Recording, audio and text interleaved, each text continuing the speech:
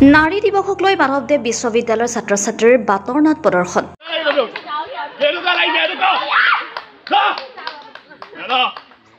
বিশ্ব আন্তৰ্জাতিক নাৰী দিৱসৰ লগত সংগতি ৰাখি মাধৱদেৱ বিশ্ববিদ্যালয়ৰ ছাত্ৰ ছাত্ৰীসকলে প্ৰদৰ্শন কৰে বাটৰ নাট।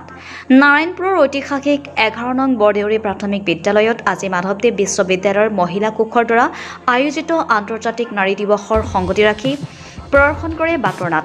নাৰীৰ সামাজিক মৰ্যাদা আৰু অধিকাৰৰ লগত অত্যাচাৰ আৰু শিক্ষাৰ ক্ষেত্ৰত উপস্থাপন কৰা বাটৰ নাটক লৈ প্ৰদৰ্শন কৰাত বৃহত্তৰ বৰদেউৰীবাসীৰ ৰাইজৰ সচেতন হ'ব বুলি মাধৱদেৱ বিশ্ববিদ্যালয়ৰ কৰ্তৃপক্ষই আশা প্ৰকাশ কৰে।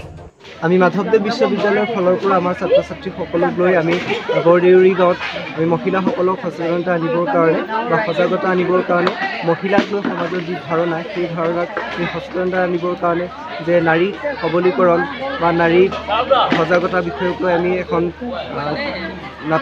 বাটৰ নাট প্ৰদৰ্শন কৰিলোঁ আৰু বৰদেউৰী গাঁৱৰ প্ৰত্যেকজন ব্যক্তিক আৰু বা মাধৱদেৱ বিশ্ববিদ্যালয়ৰ মহিলা কোষৰ সকলো সদস্যক মই ধন্যবাদ জ্ঞাপন কৰিছোঁ। আমি চেষ্টা কৰিলোঁ যাতে আমাৰ সমাজৰ পৰা মহিলাসকলক লৈ যিবিলাক নেতিবাচক মন্তব্য বা নেতিবাচক ধাৰণা আছে সেইসমূহ নিপাত যাওক আৰু সুস্থ সবল সমাজ গঢ়াত তেওঁলোকৰ অৱদান এই অৱদান যাতে সকলোৱে স্বীকাৰ কৰে, নাৰী শক্তি সদায় জাগ্ৰত হওক তাকে কামনা কৰিছোঁ। ধন্যবাদ।